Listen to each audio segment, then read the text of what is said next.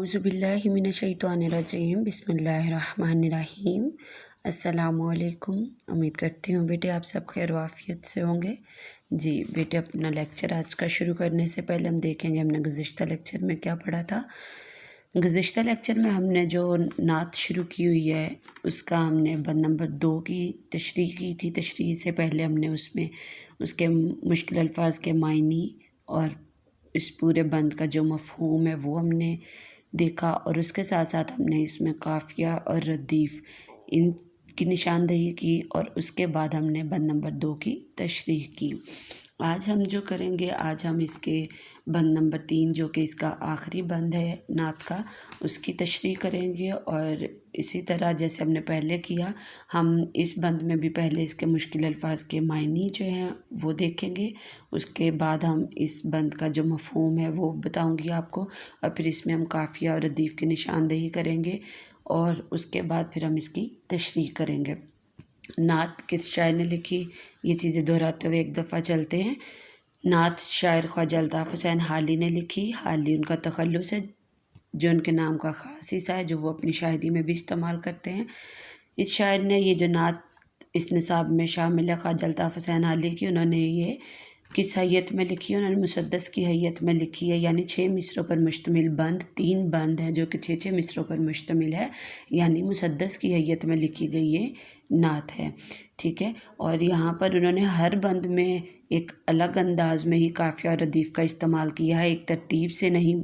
ये नहीं कि पहले बंद में अगर आखिर में रदीफ़ है तो दूसरे में भी आखिर में रदीफ़ है, नहीं। उन्होंने हर बंद में अपना अंदाज़ जो है वो मुख्तलिफ रखा है काफ़िया और रदीफ़ के इस्तेमाल में। ठीक है, जैसे हमने पहले में देखा था तो उसमें उन्होंने आखिर में रदीफ़ इस्तेमाल की थी, और उससे पहले काफ़िया का इस्तेमाल किया था, और वो भी पहले 4 मिसरों में, लेकिन उसके आखिरी 2 मिसरों में उन्होंने रदीफ़ आखिर में इस्तेमाल नहीं की, ना ही आखिर में काफ़िया का इस्तेमाल किया, बल्कि उन्होंने इन 2 मिसरों के दरमियान में रदीफ़ का इस्तेमाल किया जो कि हाजिब रदीफ़ है। उसके बाद दूसरे बंद में उन्होंने जो पहले 4 मिसरे थे उन चारों मिसरों में उन्होंने आखिर में करने वाला की सूरत में रदीफ़ का इस्तेमाल किया, रदीफ़ इस्तेमाल हुई, और उससे पहले उन्होंने इन चारों मिसरों में घर, शकर, दरगुज़र, ज़बर ये काफ़िया इस्तेमाल किए। लेकिन इस बंद के जो अगले 2 मिसरे थे, 5वां और छठा, उनके उन्होंने आखिर में काफ़िया का इस्तेमाल किया, यानी हर बंद में वो पहले 4 मिसरों में अलग अंदाज में और अगले 2 मिसरों में अलग अंदाज में काफ़िया या रदीफ़ का इस्तेमाल कर रहे हैं। इसी तरह अब आज हम देखेंगे बंद नंबर 3 में उन्होंने किस तरह काफ़िया और रदीफ़ का इस्तेमाल किया। पहले मैं ये बंद पढ़ूँगी, इसके मुश्किल अल्फाज के मायने बताऊँगी, या ऐसा करेंगे, पहले मैं इसको पढ़ूँगी और पढ़ने के बाद इसमें काफ़िया रदीफ़ बताऊँगी। जब तशरीह करेंगे फिर मैं वहाँ पर आपको इसके मुश्किल अल्फाज के जो है मायने बताऊँगी, क्योंकि पहले हम जब इधर करते हैं फिर बाद में हमने तशरीह में भी यही मुश्किल अल्फाज के मायने करने होते हैं ना, तो मायने मैं आपको तशरीह से पहले बताऊँगी, जो है काफ़िया रदीफ़ और इसका मफ़हूम पहले बताऊँगी। जी, पहले मैं शेर पढ़ूँगी, जो है बंद वो पढ़ूँगी। मिसे खाम को जिसने कुंदन बनाया, खरा और खोटा अलग कर दिखाया, अरब जिस पे करनों से था जहल छाया, पलट दी बस एक आन में उसकी काया, रहा डरना बेड़े को मौजे बला का, इधर से उधर फिर गया रुख हवा का।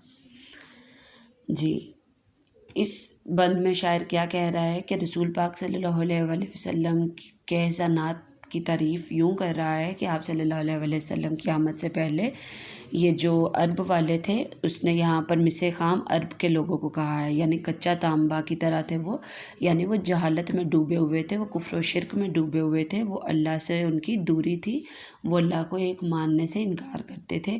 और आप सल्लल्लाहु अलैहि वसल्लम ने आके उस कच्चे तांबे को खालिद सोना बना दिया, उन्हें इस्लामी तालीमात का शऊर देकर उन्हें खालिद सोना बना दिया, और उन्हें खरे और खोटे की पहचान कराई। अरब वो कौम जिस पर सदियों से जहालत छाई हुई थी, आपके आने से एकदम से उस कौम की जो किस्मत है, जो उनकी हालत है वो बदल गई, और वो बुराई से भलाई के रास्ते पर आ गए, और अब उन्हें अपनी जो कश्ती है उसके डूबने का या किसी भी मुसीबत का कोई खौफ रहा ही नहीं, और ये जो मुखालिफ हवाएं थी उनका रुख एकदम बदल गया, यानी अरब के लोग बुराई छोड़कर भलाई की तरफ आ गए। ठीक है, अब हम देखते हैं इसमें काफ़िया कहाँ है और रदीफ़ का कहाँ इस्तेमाल किया उसने। जी, पहले मिसरे के आखिर में देखें लफ्ज़ है बनाया, دوسرے مصرعے کے آخر میں دکھایا، تیسرے مصرعے کے آخر میں چھایا، چوتھے مصرعے کے آخر میں کایا، پانچویں چھٹے کے آخر میں کچھ ایسا نہیں ہے۔ تو بنایا، دکھایا، کایا، چھایا، ان کو خط کشیدہ کر لیں اور یہاں لکھ لیں کہ یہ قافیہ ہے، کیونکہ دیکھیں لکھنے میں الگ ہیں چاروں الفاظ لیکن بولے جانے میں ان کی آواز ایک جیسی ہے۔ بنایا، دکھایا، چھایا، کایا، یعنی شاعر نے اس بند کے پہلے 4 مصروں کے آخر میں قافیہ کا استعمال کیا ہے، ہم آواز الفاظ کا استعمال اس نے آخر میں کیا، یعنی اس بند کے پہلے 4 مصروں کے آخر میں قافیہ کا استعمال ہوا ہے، ٹھیک ہے۔ یہاں پر ردیف استعمال آخر میں نہیں ہوئی، تو اب دیکھتے ہیں کہ قافیہ سے پہلے اس نے حاجب ردیف کہیں استعمال کی ہے یا نہیں۔ اچھا جی، کندن، جہل، الگ کر، اس نہیں، ان 4 مصروں میں قافیہ سے پہلے کوئی بھی ایسے الفاظ نہیں ہیں جو کہ ایک جیسے ہوں لکھنے میں بھی اور بولنے میں۔ اس کا مطلب پہلے 4 مصروں میں شاعر نے نہ تو آخر میں ردیف استعمال کی، نہ ہی قافیہ سے پہلے حاجب ردیف استعمال کی، بلکہ اس نے صرف ان 4 مصروں کے آخر میں قافیہ کا استعمال کیا ہے، جو کہ بنایا، دکھایا، چھایا اور کایا، ٹھیک ہے۔ اب چلتے ہیں اگلے 2 مصروں پر۔ اگلے 2 مصروں کے آخر میں دیکھیں کا، اور اس کے بھی آخر میں کا، یعنی یہ لکھنے میں بھی ایک جیسے اور بولنے میں بھی ایک جیسے، تو اس کا مطلب اس نے اس بند کے آخری 2 مصروں میں آخر میں کس چیز کا استعمال کیا ہے؟ ردیف استعمال کی ہے، ٹھیک ہے۔ اور ردیف سے پہلے دیکھیں تو بلا اور ہوا یہ دونوں ہم آواز ہیں، تو یہ دونوں اس نے قافیہ استعمال کی ہے۔ آپ خط کشیدہ کرتے ہوئے لکھ لیں یہ دونوں کیا ہے؟ یہ دونوں ردیف ہے، ٹھیک ہے۔ اور یہ جو بلا اور ہوا ہے یہ کیا ہے؟ یہ قافیہ ہے، ٹھیک ہے۔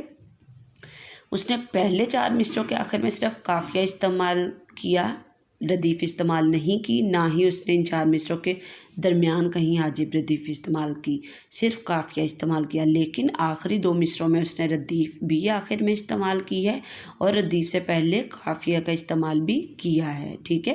بلا، ہوا بولے جانے میں ایک جیسے الفاظ ہیں لیکن لکھے جانے میں مختلف، تو یہ قافیہ ہے، اور آخر میں کا تو یہ ایک جیسے الفاظ ہے، یہ ردیف ہے، ٹھیک ہے۔ اب ہم چلتے ہیں شعر کی تشریح پر۔ اس شعر کی بار بار شعر نکلتا جا رہا ہے منہ سے، اس بند کی تشریح۔ اس بند کی جو تشریح ہے وہ کرنے سے پہلے آپ اس طرح تاریخ لکھیں گے، جماعت کا کام، دن لکھیں گے، عنوان نعت، ذیل عنوان تشریح، بند نمبر 3، بند نمبر 3 اسی طرح لکھیں گے جیسے میں نے پہلے بھی آپ کو بتایا۔ اگر تو آپ اس طرح لکھ سکتے ہیں کہ تھوڑا فاصلہ ادھر بھی چھوڑے اور ادھر بھی درمیان میں بھی، اور مصرے آمنے سامنے لکھ سکتے ہیں آپ، ٹھیک ہے، تب تو آپ اس طریقے سے لکھ لیں کہ 4 مصرے آمنے سامنے اور 2 اوپر نیچے۔ لیکن اگر آپ اس طرح نہیں لکھ سکتے تو پھر آپ کیا کریں، 6 کے 6 مصرے ان 2 کی طرح ایسے اوپر نیچے لکھ لیں، ٹھیک ہے، لیکن بالکل درمیان میں ہو۔ جی، آگے حوالہ بند میں ہم پہلے لکھیں گے نظم کا نام نعت، شاعر کا نام خواجہ الطاف حسین حالی۔ مشکل الفاظ اس میں زیادہ ہیں، ٹھیک ہے، وہ سارے میں نے یہاں پر لکھے۔ مشکل الفاظ کے معنی، پہلا ہے مسے خام، مسے خام کا معنی ہوتا ہے کچا تانبا۔ کندن، خالص سونا۔ کھرا، خالص، اصل یا عمدہ بھی اس کئی معنی ہیں۔ موج بلا، مصیبت کی لہر۔ کرنو، کرن کی جمع ہے، کرن ہوتا ہے صدی اور کرنو صدیوں۔ جہل، جہالت، ایک آن، ایک دم سے۔ کایا، حالت یا قسمت۔